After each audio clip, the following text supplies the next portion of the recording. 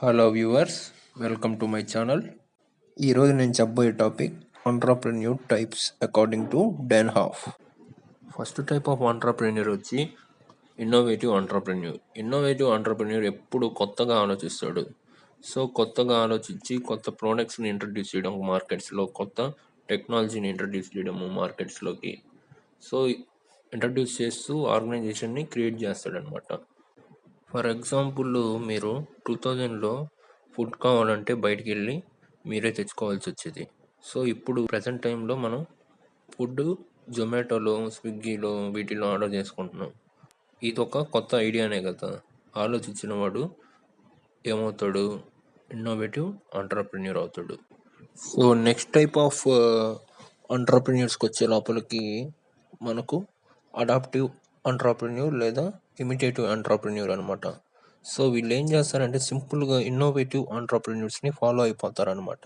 For example, మనం taxi service అనేది first introduce చేసింది ఊబర్ అనుకుంటే, సో దాన్ని ఇమిటేట్ చేసింది ఓలా. ఇంకో ఎగ్జాంపుల్ వచ్చి ఫుడ్ సర్వీసెస్, ఫస్ట్ వచ్చింది జొమాటో అనుకుంటే దాన్ని ఇమిటేట్ చేసింది స్విగ్గీ. సో ఈ విధంగా సేమ్ ఐడియాని ఇమిటేట్ చేయడం అనమాట. నెక్స్ట్ టైప్ ఆఫ్ ఎంటర్‌ప్రెన్యూర్ వచ్చి ఫేబియన్ ఎంటర్‌ప్రెన్యూర్. ఈ ఎంటర్‌ప్రెన్యూర్ కొత్త మెథడ్స్కి, కొత్త టెక్నాలజీకి ఎక్కువ అడాప్ట్ అవ్వడనమాట, ఇమిటేట్ చేయడనమాట. సో ఎప్పుడు ఓల్డ్ టెక్నిక్సే, ఓల్డ్ మెథడ్సే ఫాలో అవుతాడనమాట.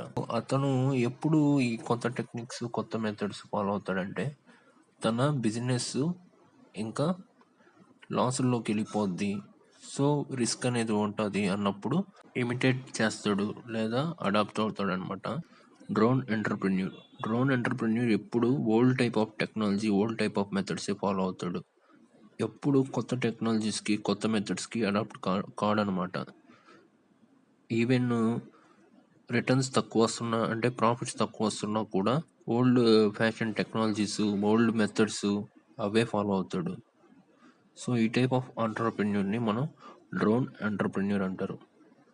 సో ఇది types of entrepreneurs according to danhof.